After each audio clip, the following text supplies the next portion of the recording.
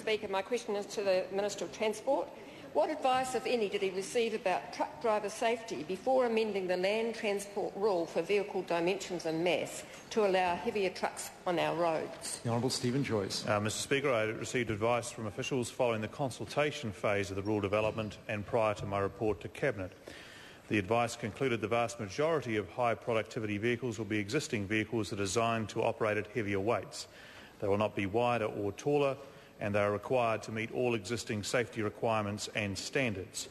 Road controlling authorities will also have the ability to impose any reasonable additional safety requirements, and improved driver training is recommended. These are all consistent with the objectives of safer journeys. Darien Fenton. Thank you, Mr Speaker. To the Minister, did he receive any advice about how heavier trucks on our roads will exacerbate the safety risks from truck drivers who are routinely driving up to 100 hours a week, not taking any breaks and scrimping on maintenance before he amended the rule? Honourable Stephen Joyce.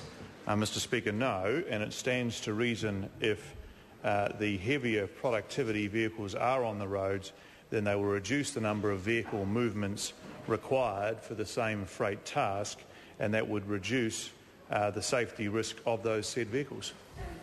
Darien Fenton. Thank you, Mr Speaker. To the Minister, does he stand by a statement on Radio New Zealand earlier this week that the Sunday Star Times article that revealed it's common for truck drivers to work well beyond the legal number of hours just so they can earn enough to make ends meet was the first time he'd heard of these problems? And if so, how many truck drivers has he spoken with since he became Transport Minister? The Honourable Stephen Joyce. Mr Speaker, I have spoken to a number of truck drivers since I've become Transport Minister, and none have raised that issue with me.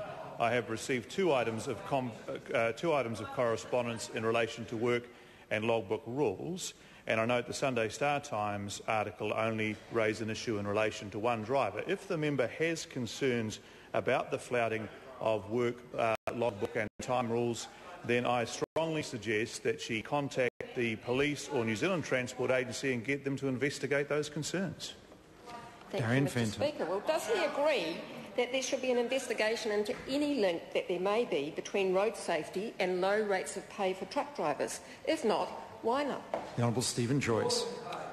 Mr Speaker, no, I don't believe an investigation is necessary unless there is a systematic abuse of a system. And if the member has evidence of such, then she should present that evidence either to myself or she should present it to the Transport Agency and to the police. Because generally in this country, if somebody is breaking the law, we have an enforcement agency called the police, and in transport we have another one called the Transport Agency, and that's what they're there for. So that's to whom she should pass the information.